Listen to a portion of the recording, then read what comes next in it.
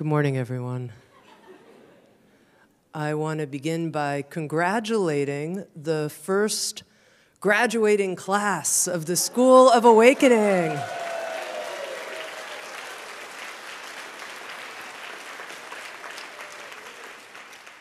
You are accelerating the mutation process, brain mutation. Mutants are we.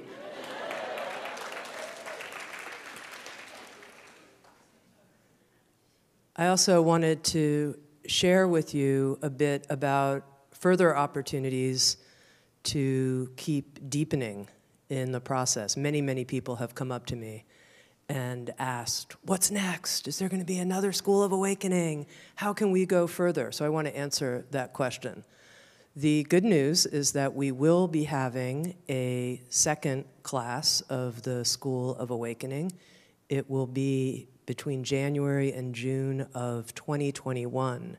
And there's going to be a special alumni track for people who are interested in joining us again in 2021, and also special alumni pricing, a special discount for graduates. Yeah. I also want to make sure that everybody knows that you have lifetime access. And when I heard that, there was some discussion about whose lifetime? Our lifetime, your lifetime, life of the planet, but lifetime access to the teachings that you've received, all of the webinars, all of the video content, everything. And so that's important. So of course, that's material you can visit again and again and again.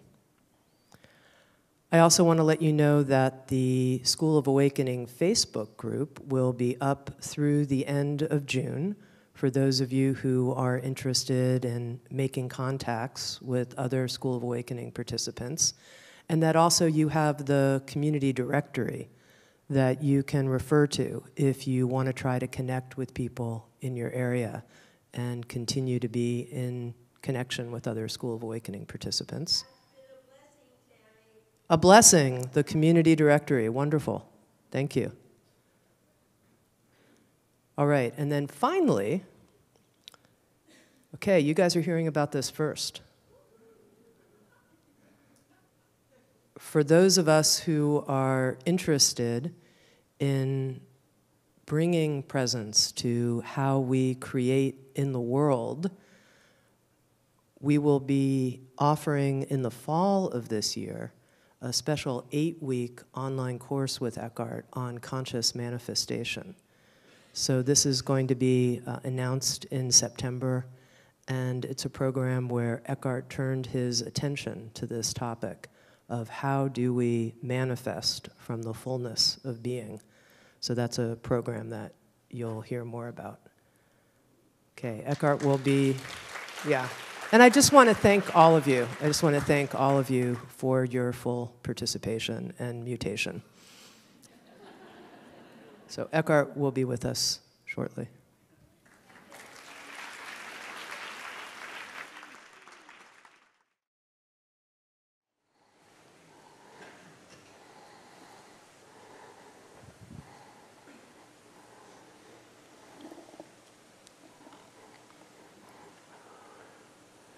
Greetings to all mutants.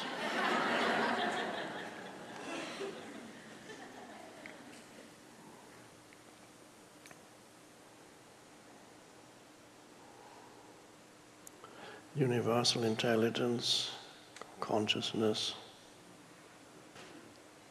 arranged for me to be late today, so that you could sit here for a while in stillness. It has its ways. This time it did it by blocking an electronic gate and the car couldn't pass through.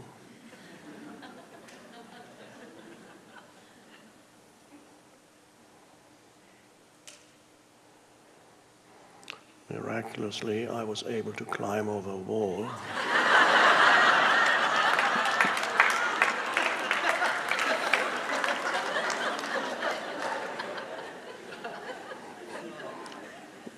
And be picked by another second car that came quickly to the rescue. Kim has a bad knee, she couldn't make it. She's still trapped.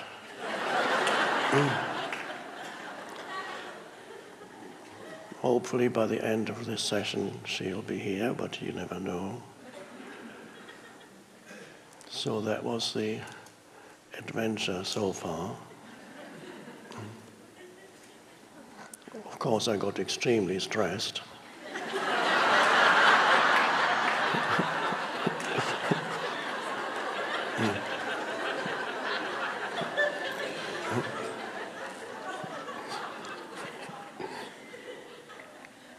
Trying to calm down now.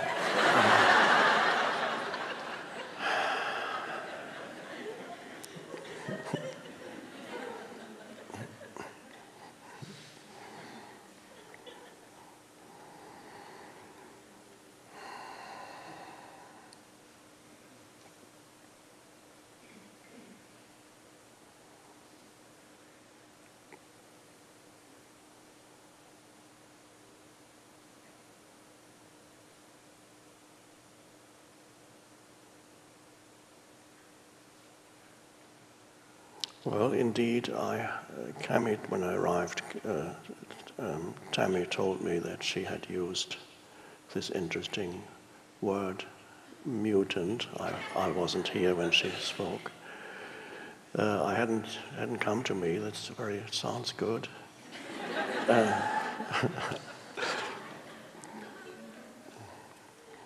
There's definitely an evolutionary shift that can happen and is happening to a certain number of humans.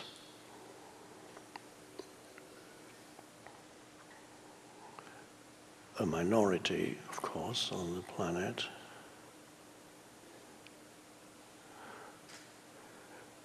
So there's an evolutionary shift happening at the same time as there's a crisis situation happening on the planet. There are various forms in which the crisis manifests, but somehow all connected to human unconsciousness. You can't really separate the shift from the crisis. They kind of go together,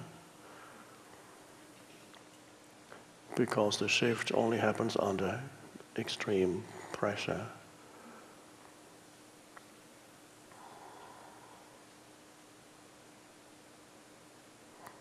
And that brings me to this topic that somebody asked me about. It's in my pocket.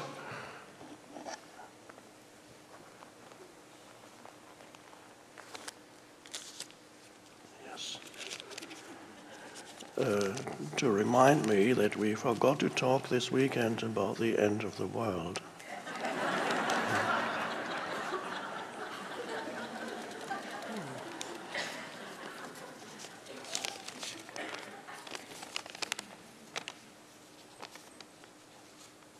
Climate change. Many climate change scientists claim that the Earth has reached a point of no return. We are now officially on our way to the sixth extinction. Number six. Soon human beings are no longer going to be able to live on the Earth because it is quickly becoming inhospitable to human life. That is what some of them are saying. What is your view of this? Do you believe that humans are awakening at a fast enough pace to somehow keep this sixth extinction from happening?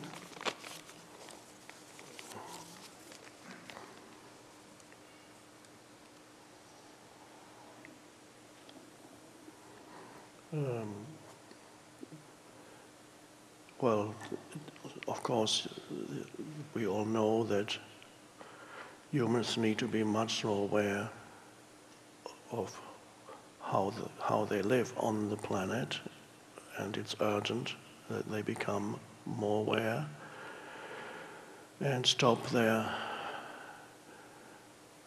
extremely harmful activities, and that requires a certain level of consciousness, not even necessarily totally awakened, but you need to be able to see that obviously, no matter whether you totally subscribe to the views of many scientists or not, it is beyond doubt that we need to be careful with the toxicity that we inflict on the planet, both, of course, physically and even mentally and emotionally. There's toxicity. So on a practical level, we all realize what the tasks are. We need to come to an end of use of fossil fuels. We need to stop the deforestation. We need to stop producing absurd amounts of plastic and pollute the environment, and all these things that on a practical level are very important to deal with.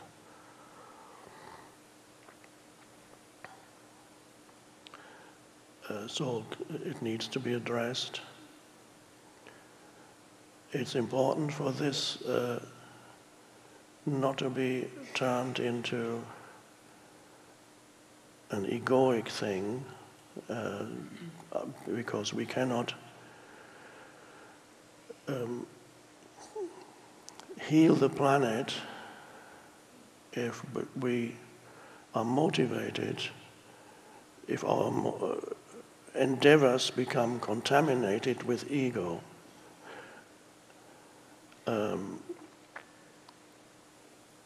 So for some people, certainly we need to take this global warming and what we are doing on the planet seriously. But for some people, they are egoically identified with this, and you can see it by the fact that anybody who even questions anything, the slightest thing about it, said, well, whether you question that, some people say that climate change happens all the time and it's nothing to do with us, that's one extreme. And some others say, yes, there's climate change always, to what extent humans are responsible for it, and to what extent it's a natural change, we don't know. But for some people it's become a religious thing, so anybody who even questions an aspect of it is a heretic. And I have seen serious people on the media, one or two, advocating seriously that anybody who questions should be prosecuted and put away, put them in camps or prisons. This is how, in the past, religions became contaminated with ego, and so the religion of love, for example, Christianity, suddenly they ended up burning people. How did they get from the message of universal love towards your fellow beings to burning people who disagreed with certain official positions?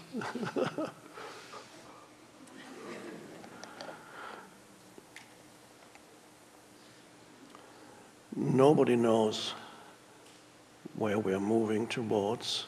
It is undoubtedly, or almost certainly, the case that we have, in fact, experienced, well, not we, but the planet has experienced 5 extinctions already. That's what geologists tell us.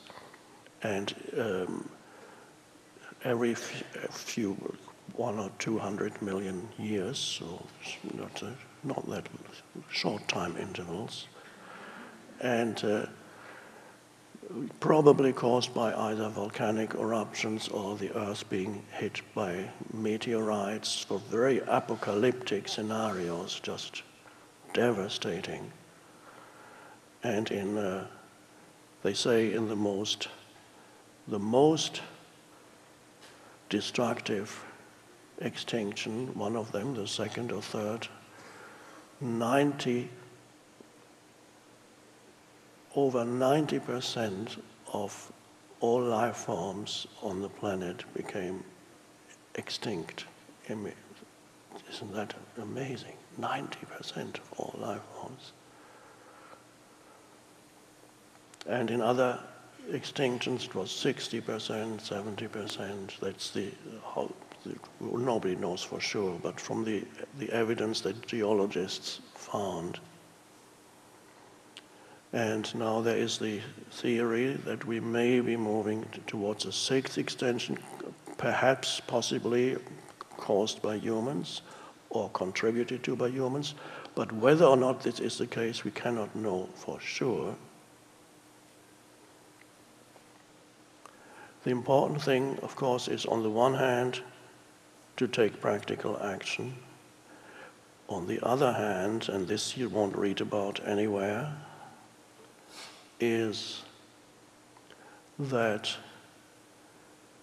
all life forms on the planet have not arrived here by accident, and they are not autonomous entities. They're all manifestations of an underlying conscious energy field, which is, on the case of the planet, you could call it planetary consciousness, which is an aspect of universal consciousness.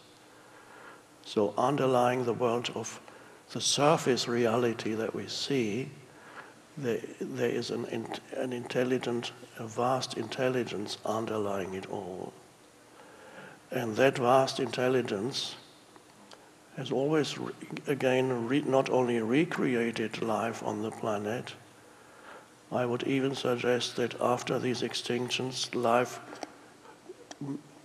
took a step forward each time into further complexity. So it could be a little bit like you have forest fires that happen through, some of course are human-made, through either on purpose or accidentally, but many forest fires are caused by lightning, and that is how, this is just a tiny example, how the forest actually renews itself periodically. There are some gigantic trees, I can't remember the name, they only drop their seeds when there is after a forest fire, and then because then there's enough room for new trees to grow. So humans are going through a shift in consciousness, a minority of humans. Is this shift in consciousness growing fast enough to prevent a possible apocalypse or not? I don't know.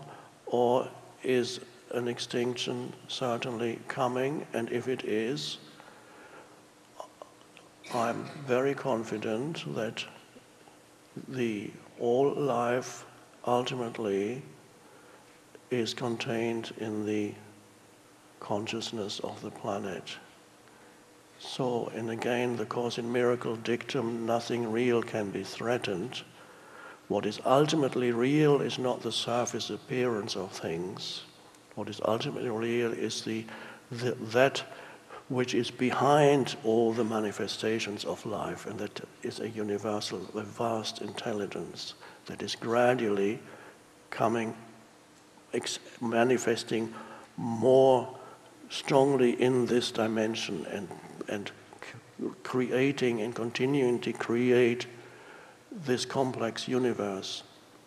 If there is another extinction, then it is part of the universal plan of the plan of universal consciousness.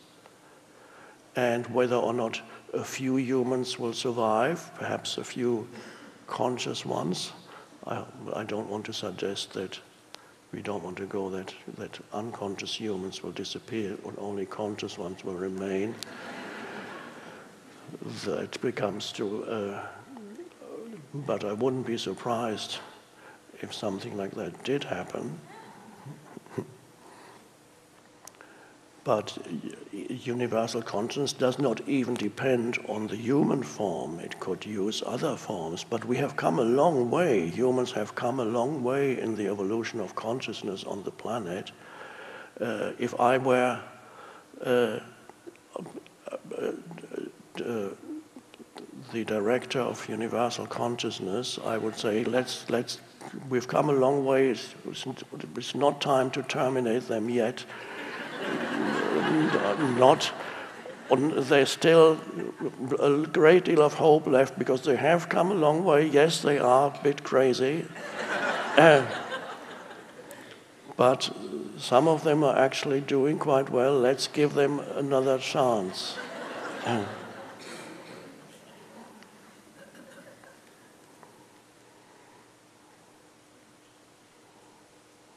So let's take wise action without succumbing to fear or panic, because nothing real can be threatened. And the life of the planet, the reality of the life on a planet is in the unseen. It's underneath all these phenomena that you see.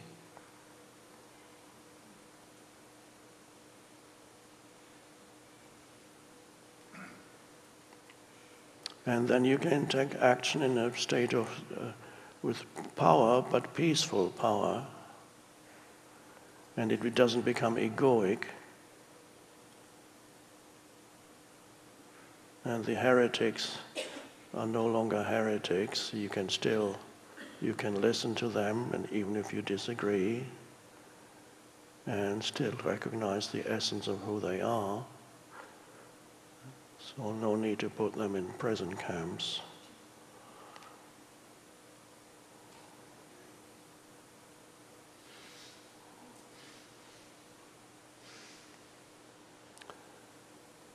There's not only the practical aspect of our relationship with the planet, there's also, especially awakening humans, the love that arises in you for the natural world. And not only love, this is the love, of course, we talked about the other day, when you recognize the inherent essence of all natural manifestations as being ultimately an aspect of your consciousness. There's only the one, and so you recognize that in all life forms, and then love arises, but there's something in addition to love, or perhaps it is an aspect of love, and that is a kind of reverence. Perhaps that's a good word, not used very much these days. You won't see the word reverence used in the news today or tomorrow, or reverence for nature. They don't really talk about that. But there's something vitally important here. But the important thing is not the reverence for the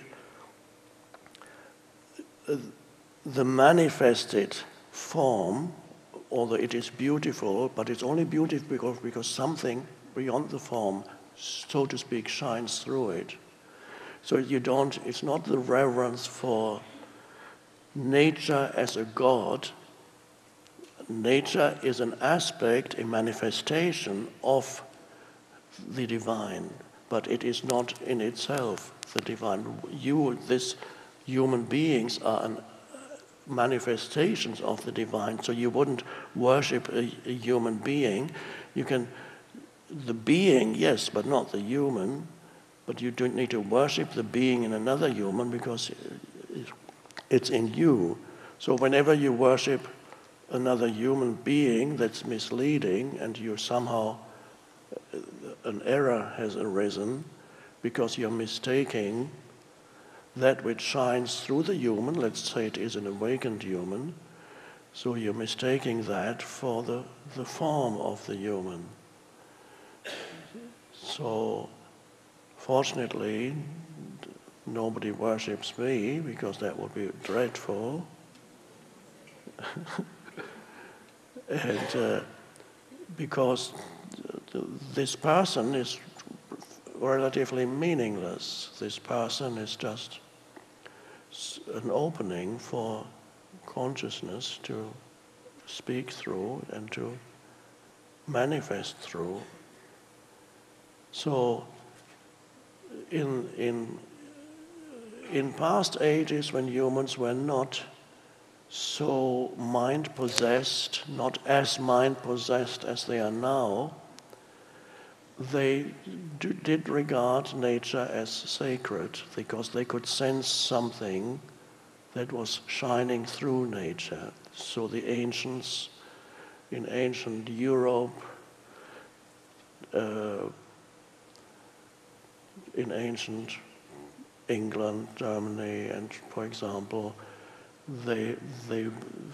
certain trees were regarded as sacred, groves of trees were regarded as sacred spaces. They had a reverence for nature because they could still sense to some extent something sacred shining through nature. If you cannot sense that anymore, and there are many of the climate activists, they are wonderful and well-meaning people, but how many of them can actually sense the sacredness of nature, I don't know.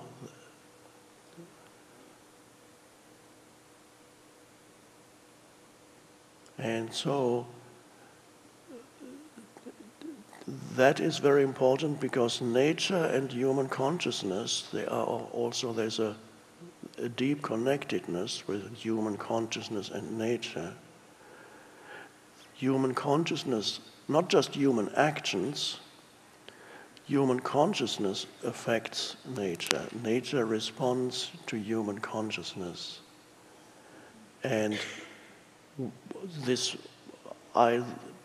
is not a scientifically based statement, although some scientists have experimented with giving attention to plants and removing attention from other plants, and discovered that those plants that were given attention thrived, and plants that did not do as well. So there is a connection between human consciousness and nature, and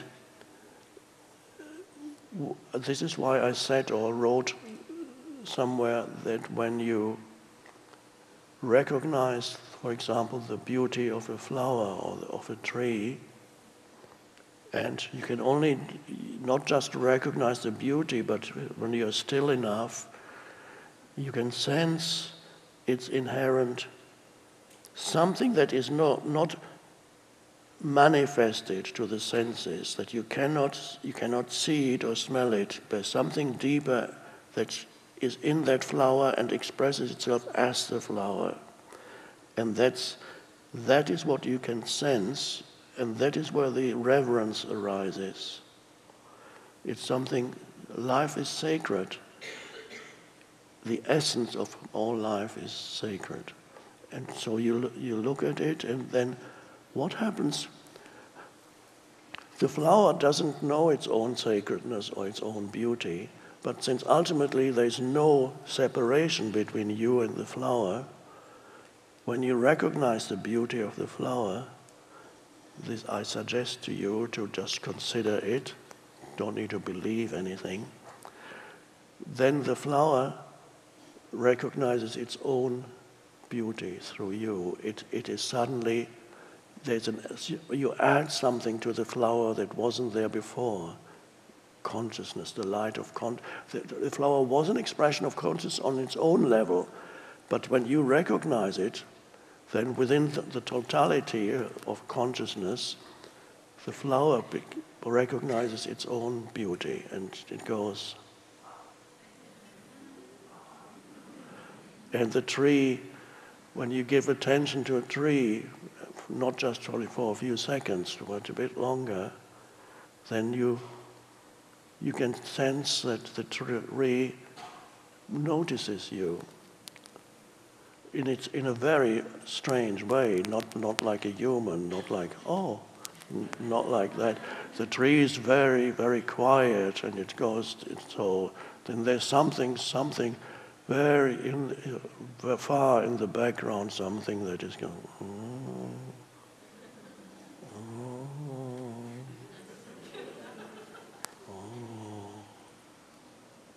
and the tree feels good because it's being recognized in its essence. And so if more humans become open to this dimension and realize this dimension and have this reverence and love for nature,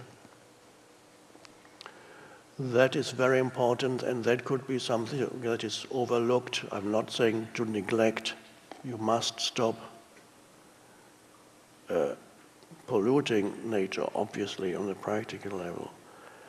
But if humans regain this connectedness with nature that humans in the past had, but on a more unconscious level, they connected with it, but now we've gone through egoic delusion, we've gone through being completely burdened by our conceptualizing mind, and then we rise above it. And it's when you regain something that you lost, there's always an added level of depth to it. You regain it at a higher or deeper level. And then, because you had lost it, and then you return to it.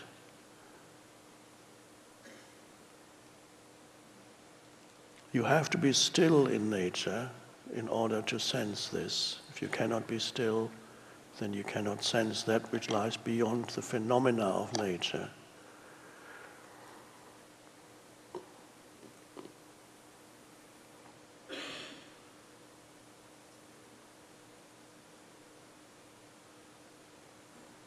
And that is perhaps another way of saving nature, by establishing this deep connectedness with natural phenomena, plant world and animal world, and thus prevent it from disappearing.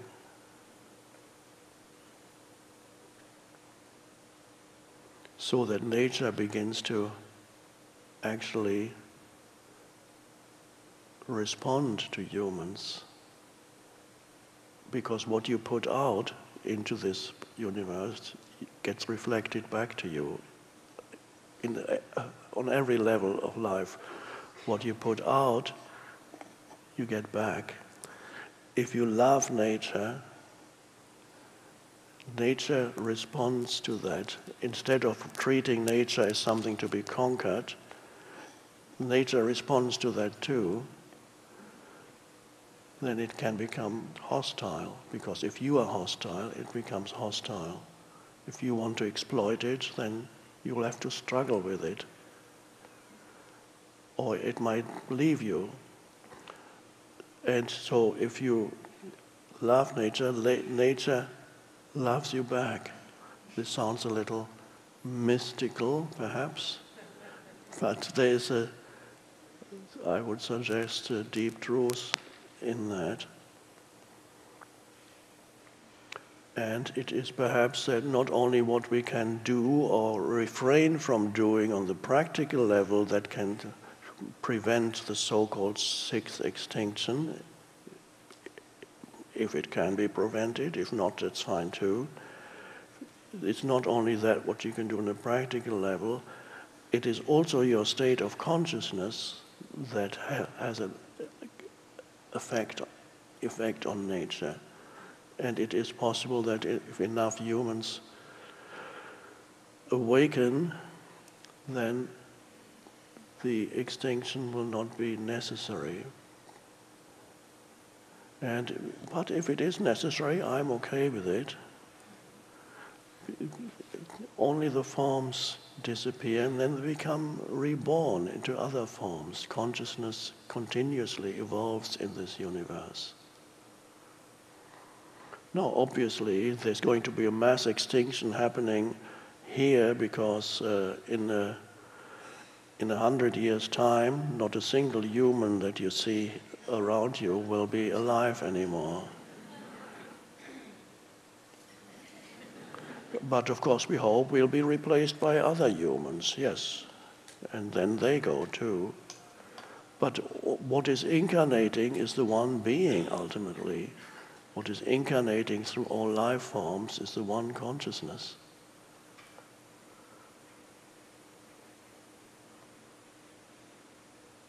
And it could well be, although I don't want to go too much in that direction,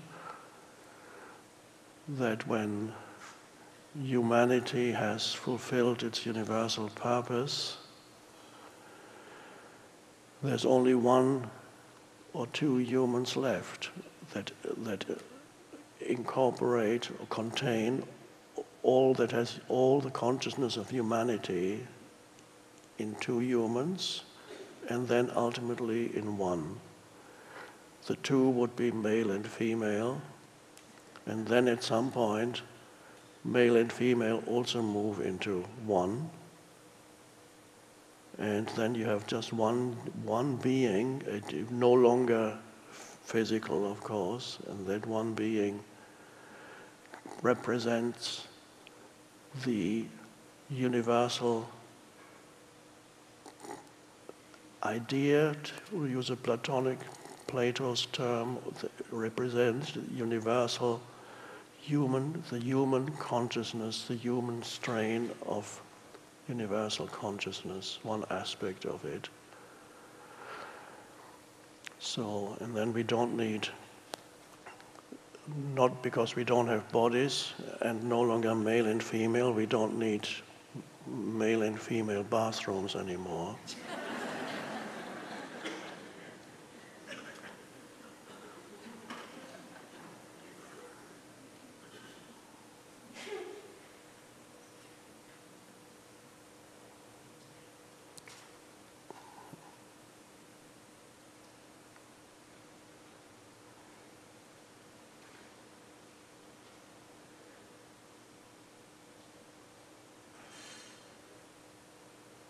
So everything, nature, you, every human, animal, plant, not only on this planet, but wherever in the universe, is an aspect, manifestation of the one life, the one consciousness,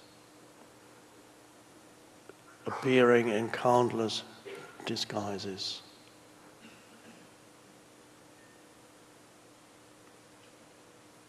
And the evolution of this one consciousness never happens in a straight upward line. It doesn't go. Things are we're getting more and more conscious, better and better. It doesn't go like that. For its growth, it needs, strangely enough, it needs to be constantly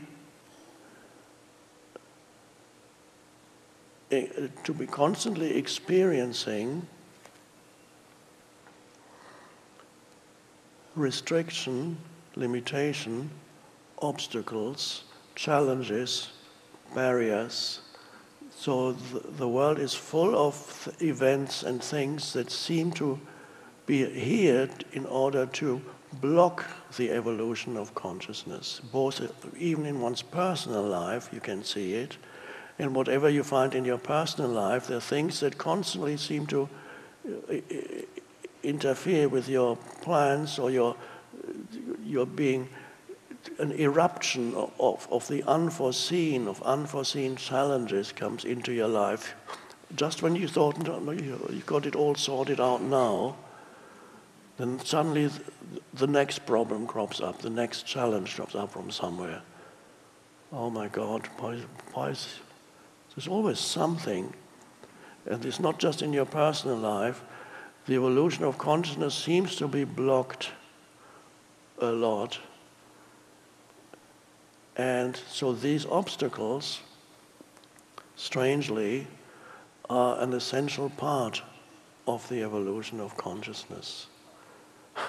So without it, consciousness could not evolve. It needs to be blocked in order to regain new strengths. There needs to be a regressive movement when it's stopped, and you go, and then it goes forward again. So the evolution of consciousness doesn't go like this. It goes like a kind of spiral.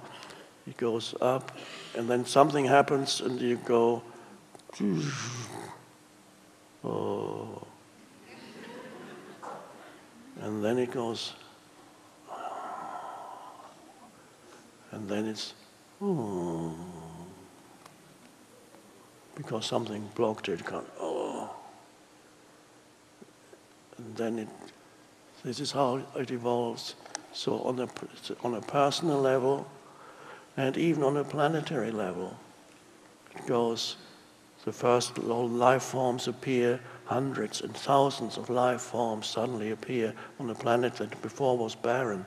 And suddenly, where do they come from? They appear in the water, then they appear on land. All countless life forms. If like an artist with limitless fantasy, what kind of life forms can I think of? Anything, and plant. And then suddenly something happens. The Earth gets hit by a meteorite or several, and everything. First mass extinction. Oh, so only a few life forms left. A few million years pass, and then again, even more complexity in life forms. Wow, another totally different life form suddenly appear of greater complexity, plant forms. Wow. And then one day, huge volcanic explosions suddenly come. The sky gets dark. Second universal extinction.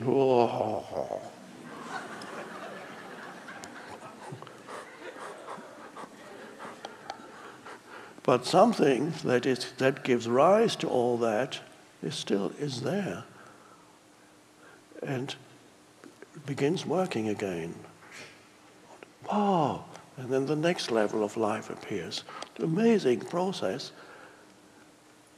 There was one extinction where I don't follow these things too much, and when I read books I don't remember them, but there was one event on the planet, some of you may know more about it, but it's not necessary to know all the details, certain life forms brought about a kind of toxic gas that began to fill the planet, and it killed off most life forms.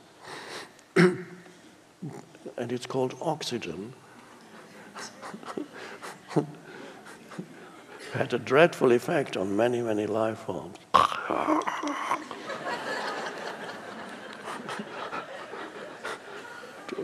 A disaster, absolute disaster. But then some other life forms suddenly arose and said,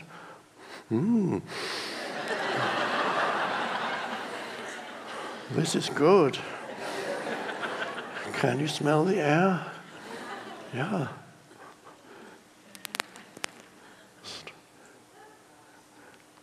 Now you can imagine what the life forms who died, what they would have said about oxygen. My God, the worst thing ever happened to the planet.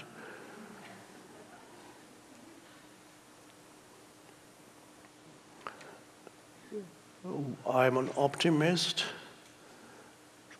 long term, of course, because the evolution of consciousness cannot be stopped. Consciousness is evolving and will evolve, and every obstacle, no matter how huge it appears, is part of it. That's the strange thing. And I believe that goes back to even the message of the crucifixion, that the worst possible thing this is the archetypal image of the man on the cross, torture instrument, the worst thing possible you can imagine. And the next thing you know, not only does this image speak of resurrection, it speaks of the transformation of the cross too. That's not usually explicitly mentioned in Christianity. But the transformation of the cross is the transformation of a torture instrument into a symbol for the divine. Very strange. But there's deep wisdom embedded in that. The worst thing, that which really seemed to stop all the good and all the evolving, awakening and so on, that the very thing that seemed to stop it was part of it, and then it underwent a transformation, and it became a symbol for the divine. The torture instrument is very straight. I haven't read anything, and there must be some Christians in some time period that wrote about it, but I don't remember reading about that. I'm sure it's somewhere, but we don't need that. It's obviously you need to. It's so easy to see. First of all, the strangeness of it, and then to see that there is a deep wisdom embedded in that.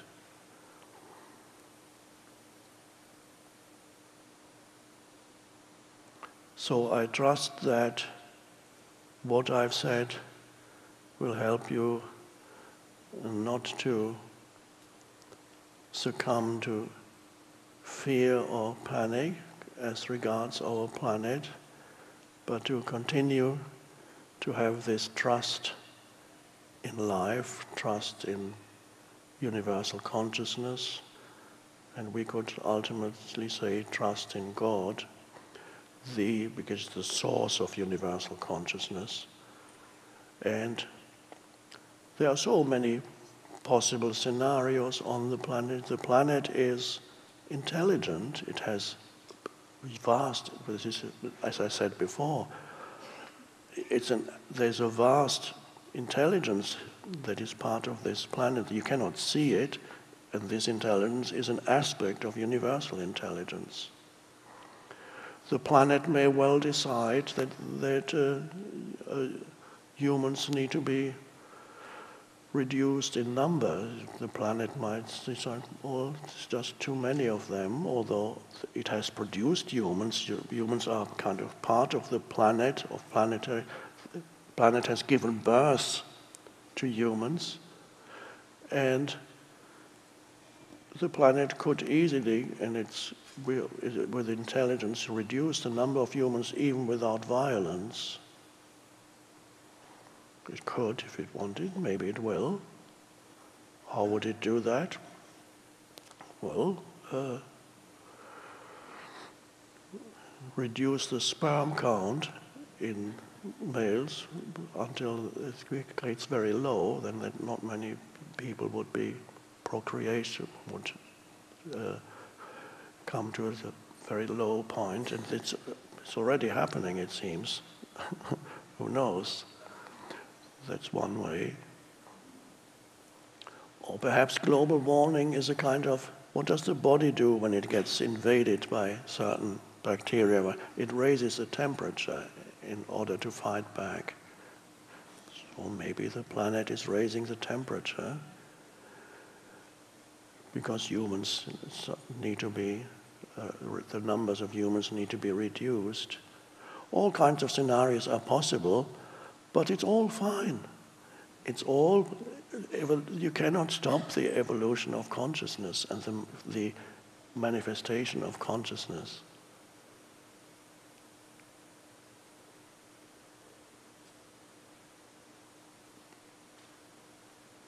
So, and humans still have a good chance, because with the fact that we are here is proof of it too, that there is an awakening in humanity.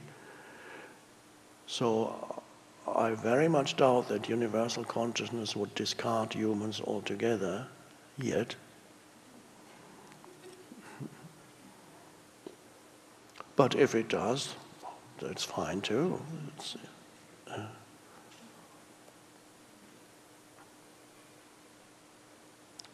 Can you even imagine how consciousness is evolving in the universe on billions of worlds? There are billions of galaxies. Every galaxy is an entire universe.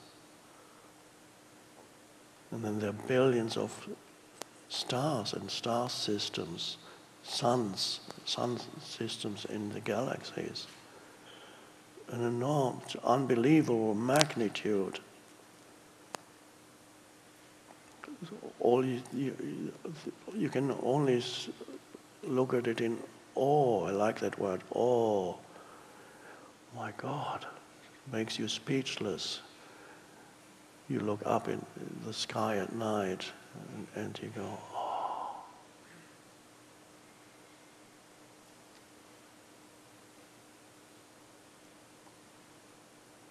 So in order to save the planet, in addition to whatever you can do not to contribute to polluting the planet is wonderful, whatever action you can take to change dependency on fossil fuels and so on, all this is important.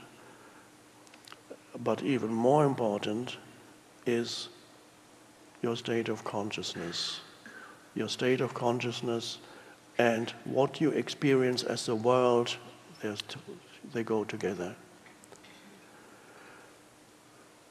So what you experience as your reality is to a large extent a reflection of your state of consciousness. And this is why your primary mission is to be here as an awakened being.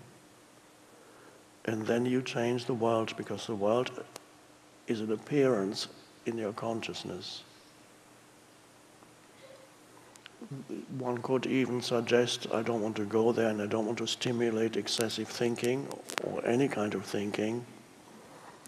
You could even say that different realities continuously emerge depending on your state of consciousness. So one reality emerges that is very destructive, another reality emerges that is very different. So this is the stuff of scientific speculation, if not science fiction. We don't need to go there.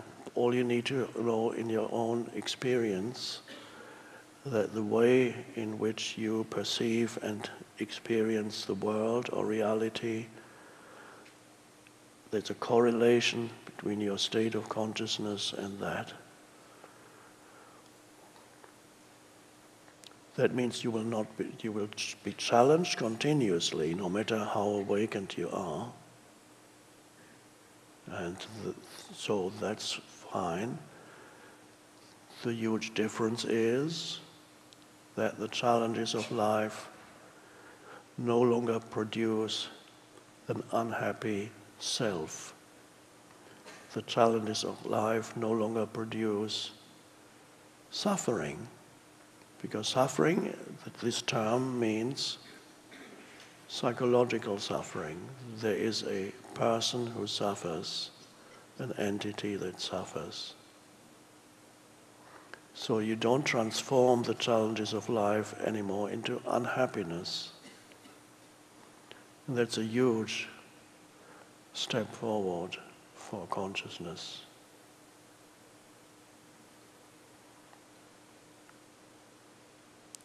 So your mission is to use your everyday life as the place where you practice conscious presence. And the rest of your life, whatever you do on a personal level, You do it as best you can, and you will do it better if you do it giving it your fullest attention, whatever you do in this moment. What am I meant to do in life? Well, right now you're meant to do whatever is at hand here. That's what you're meant to do right now. So you do it as well as you can and as consciously as you can. Yes, but there must be some greater thing. Well, if you honor the small thing that's in front of you, then you're much more likely to encounter the greater thing that you think you're supposed to do. You're supposed to deal with this moment in a conscious manner. And if you are up to that, and if you succeed in having a good relationship with the present moment, succeed in having a good relationship, so to speak, with the present moment, then you have already succeeded in life. So a good relationship with the present moment means not to deny your experience of the present moment, not to have an antagonistic relationship with your experience of the present moment. So you start by honoring the present moment, and then you succeed in aligning yourself with it instead of regarding it as an obstacle. And that transforms all obstacles very quickly. If whatever appears in the present moment, you might, at first it might look like an obstacle, but you're by surrendering and accepting the isness of things, it's no longer an obstacle. You grow through it. And then, very quickly, the seeming obstacle actually becomes transformed or disappears. That's anybody who practices conscious presence begins to realize that. So your success in life depends on your relationship with the present. That determines what form the next moment takes, which you experience again as this moment. And when you honor the thing that's at hand, that you are doing now, you're much more likely to find something else coming into your life that is perhaps more meaningful than what you're doing now. But at least you honored this first, so that it's not, you don't treat the present moment as an obstacle or an enemy. That's the absolutely vital practice. And you don't resent it when challenges or obstacles appear. There's not this inner resentment.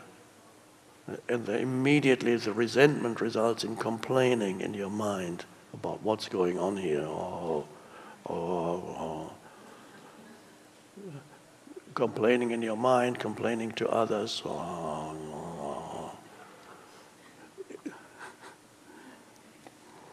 If something goes wrong, so to speak, seems to prevent you from getting to where you want to get to, suddenly this obstacle appears, then you look at it. Okay, what can I do? And then you become still, present, alert. Instead of complaining about it, you immediately say, okay, let's look at it. This looking is important because that's giving it attention. There's no complaining. Okay, let's look at it. And then there's somebody else who is dysfunctional, and the same thing happens to him or her, and he or she, the first thing he or she does when an obstacle appears, starts complaining about it. Blaming, complaining, blaming somebody else, blaming him or herself, blaming this, blaming that, complaining, therefore becoming unintelligent, having no access to intuitive intelligence and having no access to the unconditioned intelligence, only trapped in the conditioning of your mind. So you become dysfunctional and not good at dealing with things, and you have to face one problem after another, and you get more and more stressed and unhappy. And the world is just a dreadful place. All dysfunctional state of consciousness. So no complaining, just immediate facing it. Anything, whatever it may be. You surrender to what is, and immediately you'll know, first of all, whether action is possible at this moment. Is there anything I can do, or that's good to do, that would help? I have to, in order to find answers, and we have to always become still and alert. And then you look. And then in some situations there's nothing you can do, in other situations there's something you can do, and you do it.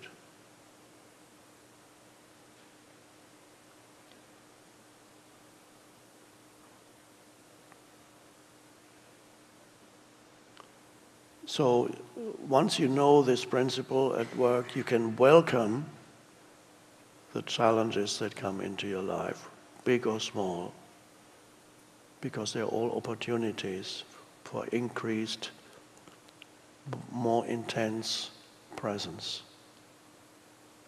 Once you've reached a certain level of presence, they're all opportunities for more intense, they're invitations to you to be more present.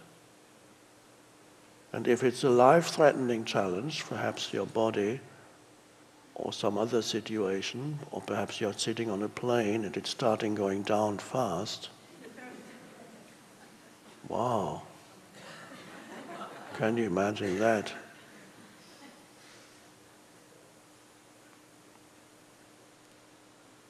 And so you have maybe 5 minutes. More than enough time for total and complete enlightenment. You would go.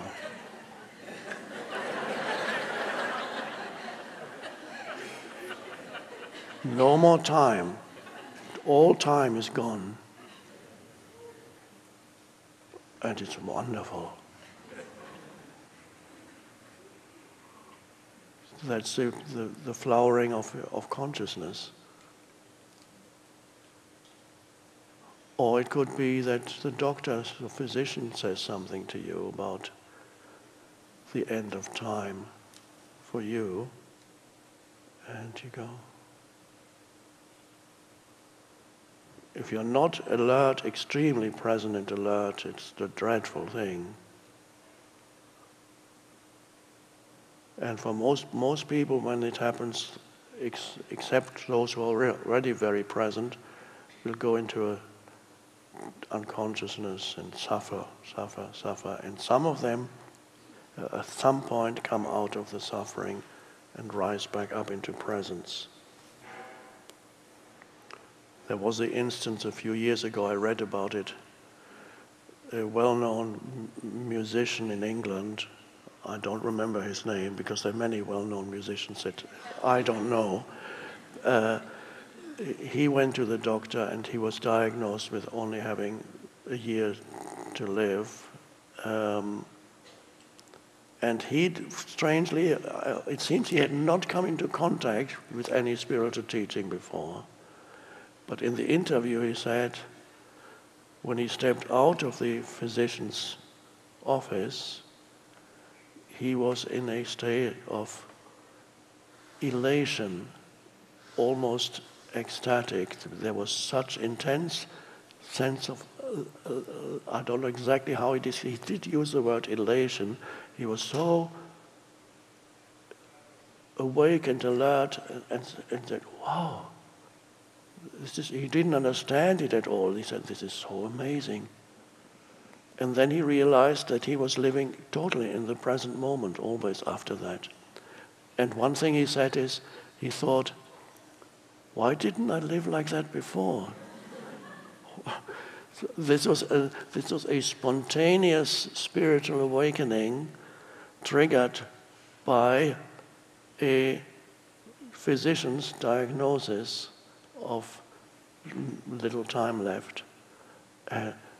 So this amazing things like that can happen when you're not at a certain. This is why it's so important to practice presence when there's no major challenge, just little challenges, and the little challenges come continuously, and there are wonderful opportunities for practicing. And even when there's no little challenge, do it, practice there. When you're waiting for the elevator, it's not a challenge, not even a little one, but you practice, as I said yesterday, you practice there. One conscious breath or two conscious breaths. It's not a challenging moment, but you don't just wait for challenging moments to be present. Be as present as you can in non-challenging moments. And every time, and this is a strange way of putting it, your presence power grows. The more you invite presence into your life, it's like it sounds a little weird, it's like a muscle that you use, and so you get your presence power grows in you. There was a time in my life after the shift in consciousness. There were several years, a bit, not immediately after, but a little bit later. Those were the times when I was kind of drifting. And I spent a great part of the day just being in presence. I had a bicycle, and I remember getting on my bicycle, being present, cycling. I would cycle, then I'd cycle in London. I was cycling to Hampstead Heath on my bike, and there was a bench. I could sit on this bench, a grove of trees behind me, and I would just sit there for an hour, 2 hours. Sometimes eyes closed, sometimes eyes open. I had no thought of my future or my past, and I knew as I was sitting there, presence power was actually growing more, and I wasn't doing anything. But at some point, this thought came that there's some reasons I could sense there was something growing. There was this, perhaps didn't even call it presence at that time. There was this power growing, but externally I was useless. I wasn't doing anything. And so presence power grew and grew and grew. And finally, and then it began to manifest as a teaching, as helpful to other humans, as eventually as writing and as speaking, and continues to manifest. This is an extension right now of this person sitting on a bench in Hampstead Heath and for a long time every day and doing nothing, but not really doing nothing. This is what is in the Tao Te Ching called, translated sometimes, well, there are various translations. Sometimes it's translated as sitting quietly doing nothing, as one of the great Taoist virtues, sitting quietly.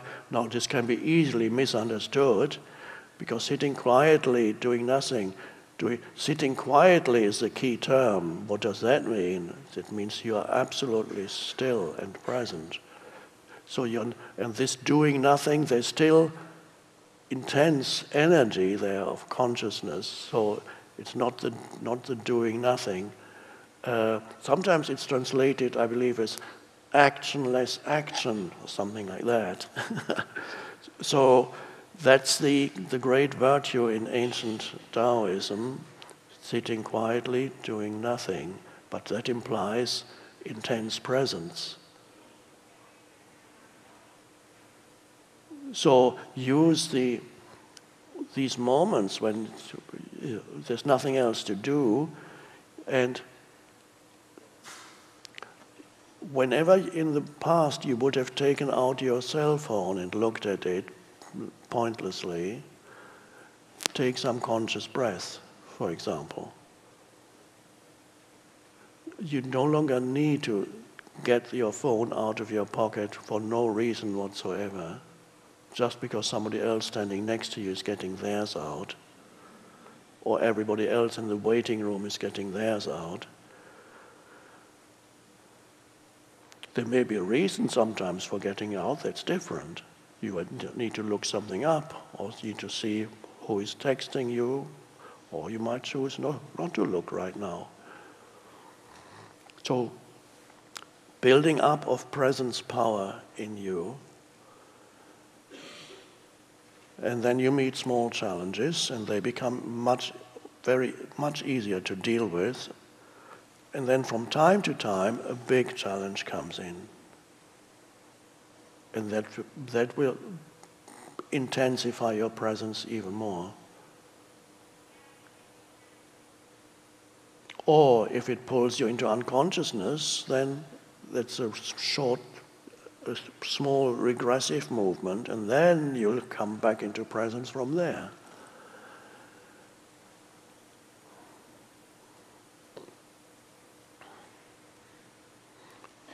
Just how wonderful it is to be engaged in this, to be a vehicle, so to speak, through which universal consciousness manifests in this world. And so that's life purpose, as you know, has two levels. You have a life purpose that is personal, that varies from person to person, but there is an overriding life purpose that you have, and that is to be present in what you do and wherever you are, and whether you are active or not active, to be present in what you do and to use every situation as presence practice. Then whatever you do on a personal level is secondary. But the strange thing is there is a connection, and it is almost certain that whatever you do on a personal level also gets empowered by that presence, or gets removed from you because it's no longer compatible with presence, or you remove yourself from it spontaneously. So either it flows better, there's a deepening in what you do, it becomes more creative, you do it more effectively, it grows into something big that you could not have foreseen, or it changes completely what you do. So there is a relationship between the practice of presence, which is universal purpose, your purpose, and your personal purpose. But the satisfaction is never found on the personal purpose alone. You cannot, your life purpose on the personal level is not capable of providing you with long-lasting satisfaction or happiness, fulfillment. It is not capable of doing that alone, no matter what you achieve or how successful you are on a personal level. That alone is not enough. You need to have in your life the realization that what is of primary importance is your universal purpose, which is consciousness. And then you bring it into your personal.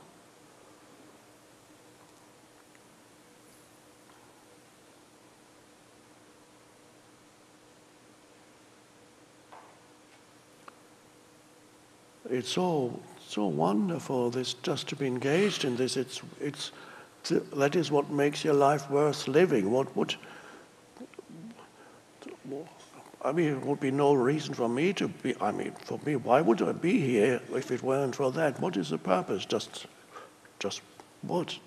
Watching more movies, or drinking some more stuff, or walking and traveling around, and so without the universal purpose of consciousness, just more sensory experience. I need to have more of this sensory experience or that sensory experience. That's fine, but it's not enough. Or recognition. I want to be famous. And then you taste the downside of fame, which is not very nice.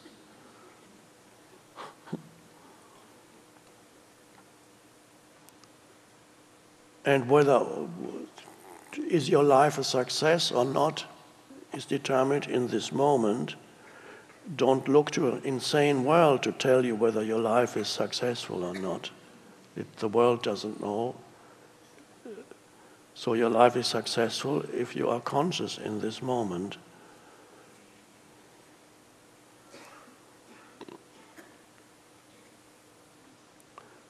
And now let's go into stillness, alert presence,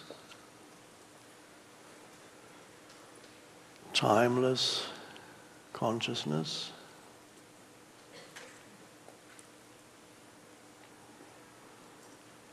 This is not the end of our retreat. It never ends. Internally, the essence of it is in you.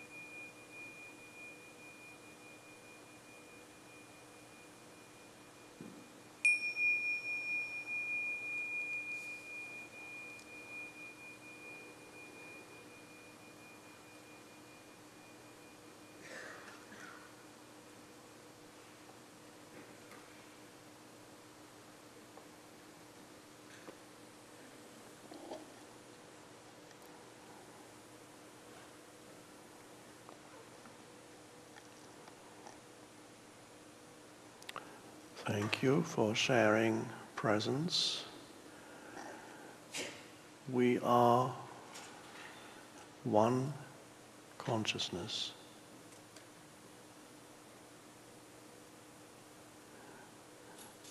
Assuming different temporary disguises.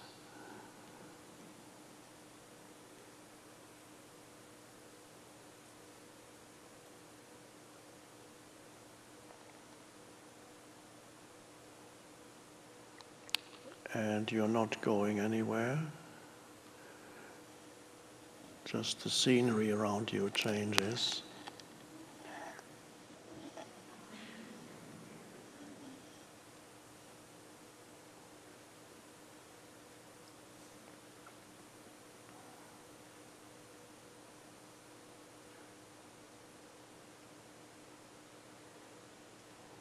And before I say goodbye, just wondering if Kim was able to escape or not. If she is here or is still trapped. Oh!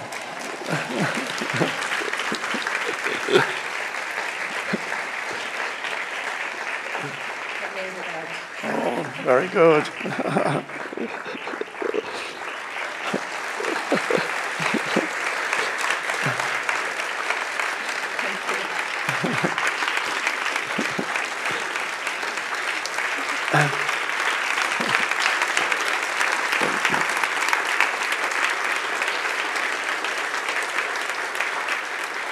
I wish I had a video of him climbing the wall.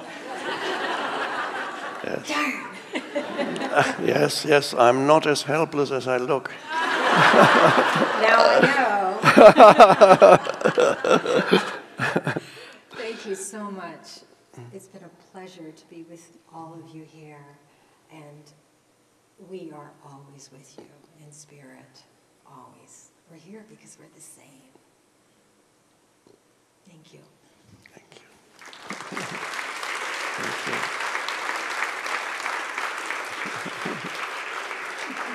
you.